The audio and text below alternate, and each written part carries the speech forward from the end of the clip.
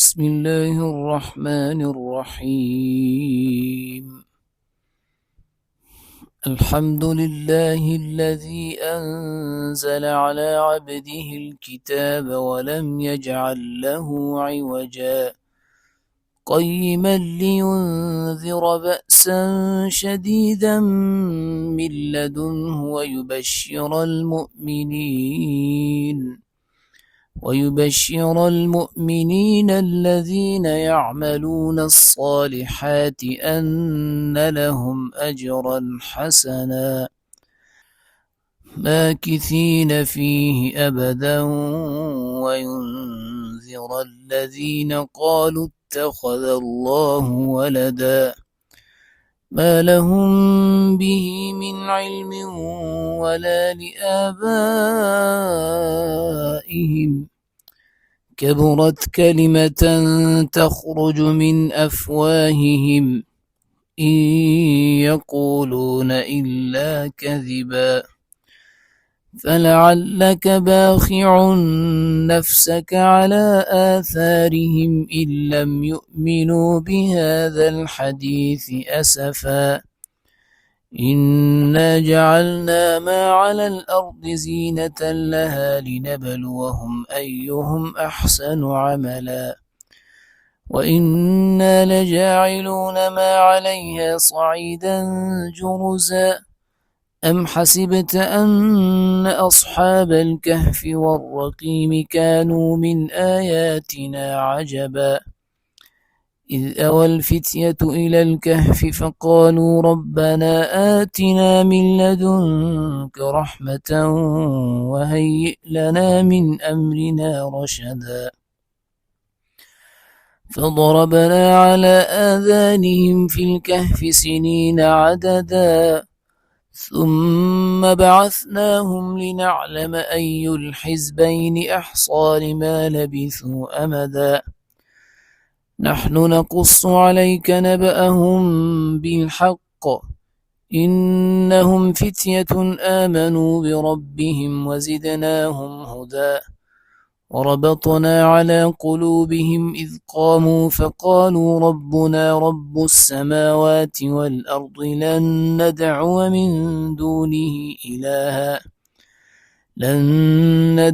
من دونه إلها لقد قلنا إذا شططا هؤلاء قومنا اتخذوا من دونه آلهة لولا يأتون عليهم بسلطان بين فمن أظلم ممن افترى على الله كذبا وإذ اعتزلتموهم وما يعبدون إلا الله فأووا إلى الكهف ينشر لكم ربكم من رحمته ويهيئ لكم من أمركم مرفقا وترى الشمس إذا طلعت تزاور عن كهفهم ذات اليمين وإذا غربت تقرضهم ذات الشمال وهم في فجوة منه ذلك من آيات الله من يهد الله فهو المهتد ومن يضلل فلن تجد له وليا مرشدا وتحسبهم أيقاظا وهم رقود ونقلبهم ذات اليمين وذات الشمال وكلبهم باسق ذراعيه بالوصيد لو اطلعت عليهم لوليت منهم فرارا ولملئت منهم رعبا وكذلك بعثناهم ليتساءلوا بينهم قال قائل منهم كم لبثتم قالوا لبثنا يوما أو بعض يوم قالوا ربكم أعلم بما لبثتم فابعثوا أحدكم بورقكم هذه إلى المدينة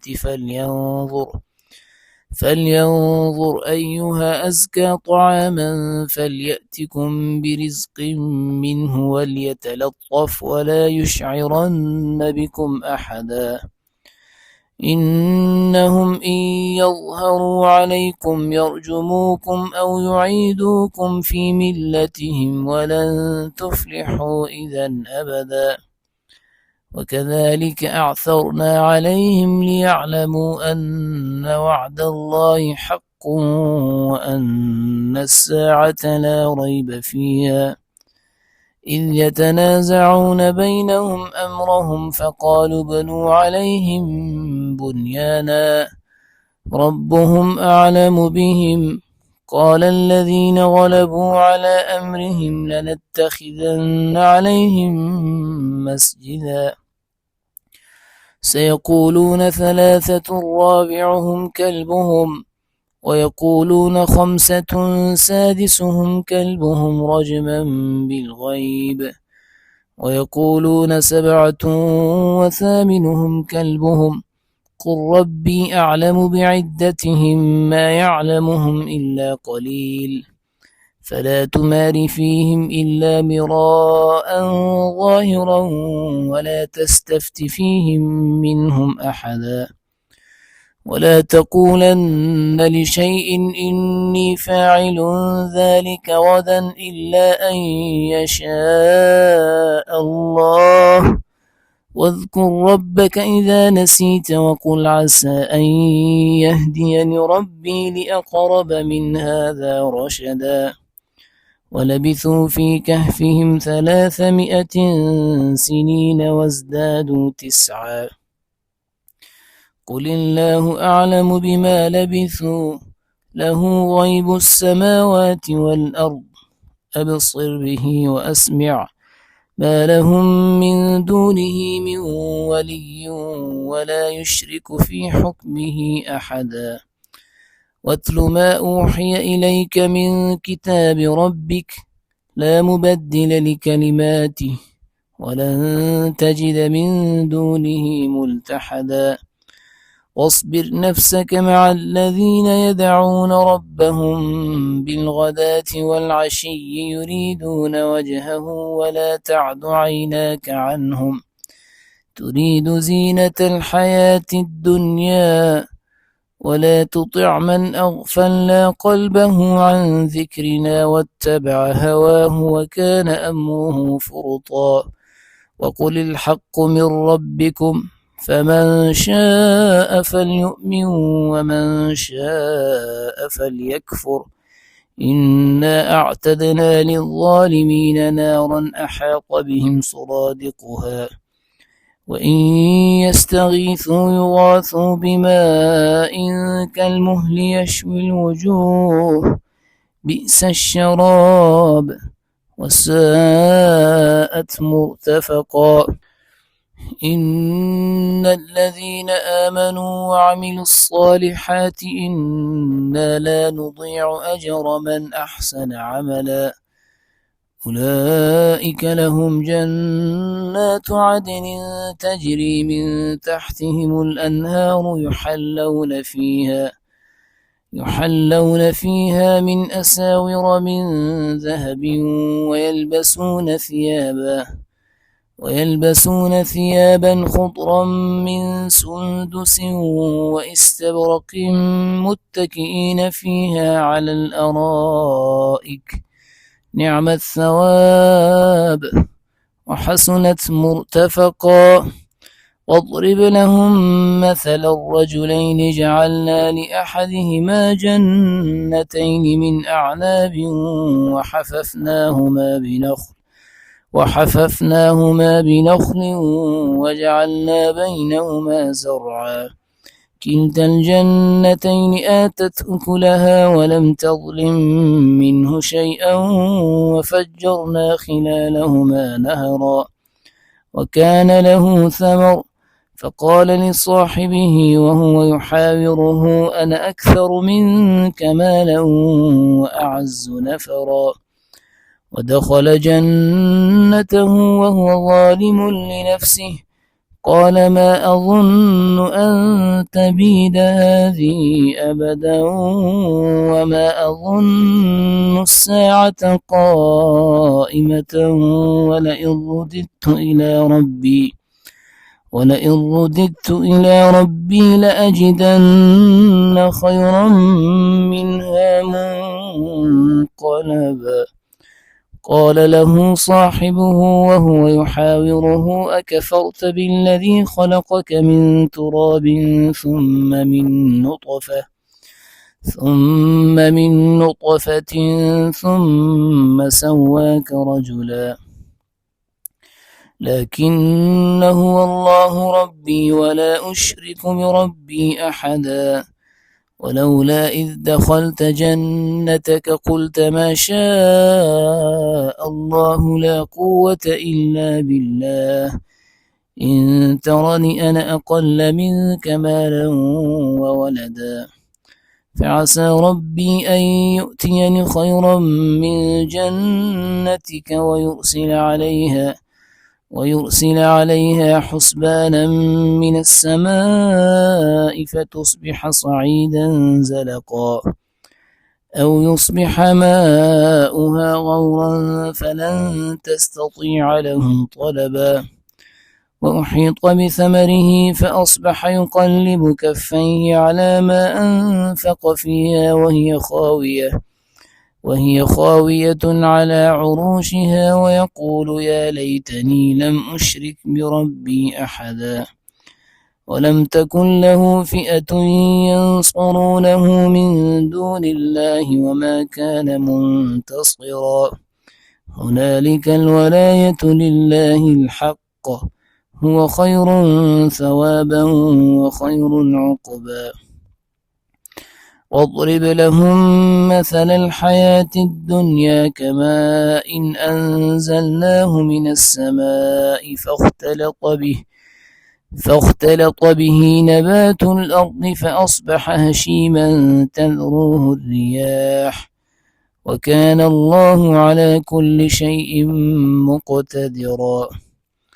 المال والبنون زينة الحياة الدنيا والباقيات الصالحات خير عند ربك ثوابا وخير أملا. ويوم نسير الجبال وترى الأرض بارزة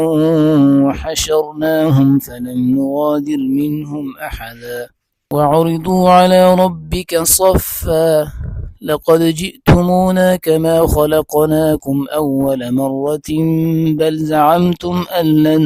نجعل لكم موعدا. ووضع الكتاب فترى المجرمين مشفقين مما فيه ويقولون يا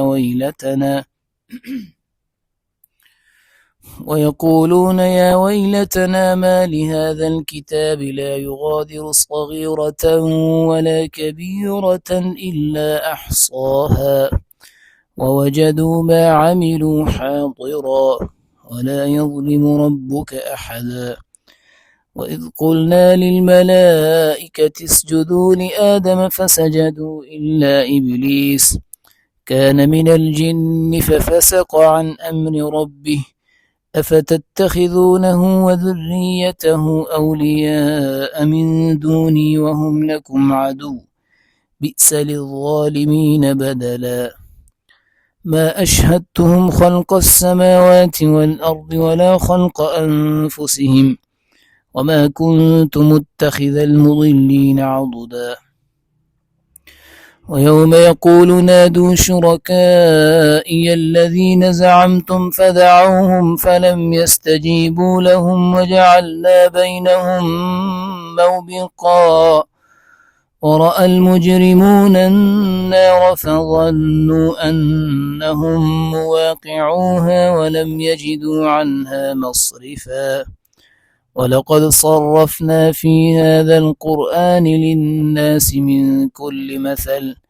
وكان الإنسان أكثر شيء جدلا. وما منع الناس أن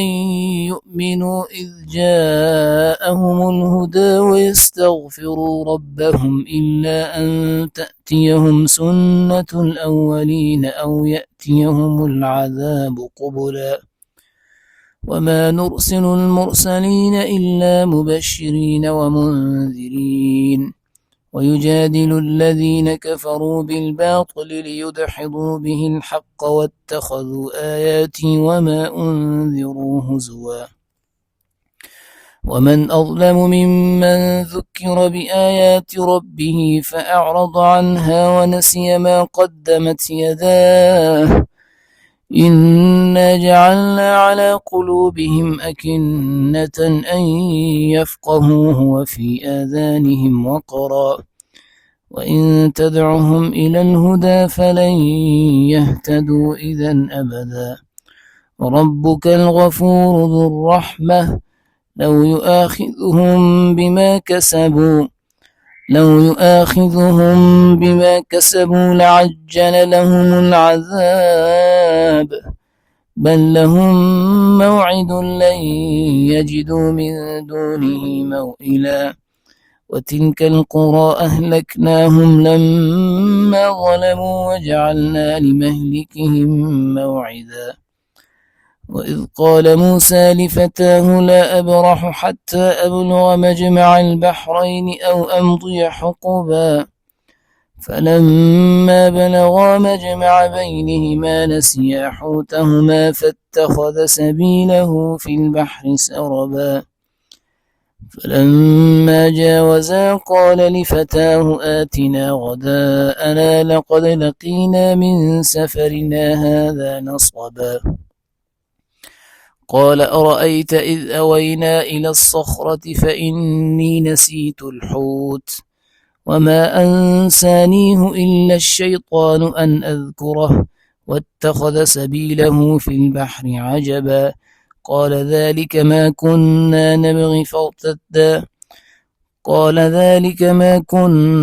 نبغي فارتدا على آثارهما قصصا فوجدا عبدا من عبادنا آتيناه رحمة من عندنا وعلمناه من لدنا علما قال له موسى هل أتبعك على أن تعلمني مما علمت رشدا قال إنك لن تستطيع معي صبرا وكيف تصبر على ما لم تحط به خبرا قال ستجدني إن شاء الله صابرا ولا أعصي لك أمرا قال فإن اتبعتني فلا تسألني عن شيء حتى أحدث لك منه ذكرا فانطلقا حتى إذا ركبا في السفينة خرقها قال أخرقتها لتغرق أهلها لقد جئت شيئا إمرا قال ألم أقل إنك لن تستطيع معي صبرا قال لا تؤاخذني بما نسيت ولا ترهقني من أمري عسرا فانطلقا حتى إذا لقيا غلاما فقتله قال أقتلت نفسا زكية بغير نفس لقد جئت شيئا نكرا قال ألم أقل لك إنك لن تستطيع معي صبرا قال إن سألتك عن شيء بعدها فلا تصاحبني قد بلغت من لدني عذرا فانطلقا حتى إذا أتيا أهل قرية استطعما أهلها فأبوا أن يضيفوهما فوجدا فيها جدارا يريد أن ينقض فأقامه قال لو شئت لاتخذت عليه أجرا قال هذا فراق بيني وبينك سأنبئك بتأويل ما لم تستطع عليه صبرا أما السفينة فكانت لمساكين يعملون في البحر فأردت أن أعيبها كان وراءهم ملك يأخذ كل سفينة غصبا وأما الغلام فكان أبواه مؤمنين فخشينا أن يرهقهما طغيانا وكفرا فأردنا أن يبدلهما ربهما خيرا منه زكاة وأقرب رحما. وأما الجدار فكان لغلامين يتيمين في المدينة وكان تحته كنز لهما وكان أبوهما صالحا فأراد ربك أن يبلغا أشدهما ويستخرجا كنزهما رحمة من ربك وما فعلته عن أمري ذلك تأويل ما لم تسطع عليه صبرا. ويسألونك عن ذي القرنين قل سأتلو عليكم منه ذكرا إنا مكنا له في الأرض وآتيناه من كل شيء سببا فأتبع سببا حتى إذا بلغ مغرب الشمس وجدها تغرب في عين حمئة ووجد عندها قوما قلنا يا ذا القرنين إما أن تعذب وإما أن تتخذ فيهم حسنا قال أما من ظلم فسوف نعذبه ثم يرد إلى ربه فيعذبه عذابا نكرا وأما من آمن وعمل صالحا فله جزاء الحسنى وسنقول له من أمرنا يسرا ثم أتبع سببا حتى إذا بلغ مطلع الشمس وجدها تطلع على قوم لم نجعل لهم من دونها سترا كذلك وقد أحطنا بما لديه خبرا ثم أتبع سببا حتى إذا بلغ بين السدين وجد من دونهما قوما لا يكادون يفقهون قولا قالوا يا ذا القرنين إن يأجوج ومأجوج مفسدون في الأرض فهل نجعل لك خرجا على أن تجعل بيننا وبينهم سدا قال ما مكني فيه ربي خير فأعينوني بقوة أجعل بينكم وبينهم ردما آتوني زبر الحديد حتى إذا ساوى بين الصدفين قال انفخوا حتى إذا جعله نارا قال آتوني أفرغ عليه قطرا فما استطاعوا أن يظهروه وما استطاعوا له نقبا قال هذا رحمة من ربي فإذا جاء وعد ربي جعله دكا وكان وعد ربي حقا وتركنا بعضهم يومئذ يموج في بعض ونفخ في الصور فجمعناهم جمعا وعرضنا جهنم يومئذ للكافرين عرضا الذين كانت أعينهم في غطاء عن ذكري وكانوا لا يستطيعون سمعا أفحسب الذين كفروا أن يتخذوا عبادي من دوني أولياء إنا أعتدنا جهنم للكافرين نزلا قل هل ننبئكم بالأخسرين أعمالا الذين ضل سعيهم في الحياة الدنيا وهم يحسبون أنهم يحسنون صنعا أولئك الذين كفروا بآيات ربهم ولقائه فحبطت أعمالهم فلا نقيم لهم يوم القيامة وزنا ذلك جزاؤهم جهنم بما كفروا واتخذوا آياتي ورسلي هزوا إن الذين آمنوا وعملوا الصالحات كانت لهم جنات الفردوس نزلا خالدين فيها لا يبغون عنها حولا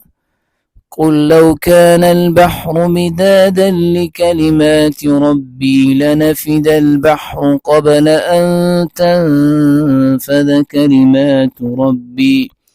لنفد البحر قبل أن تنفذ كلمات ربي ولو جئنا بمثله مددا قل إنما أنا بشر مثلكم يوحى إلي أنما إلهكم إله واحد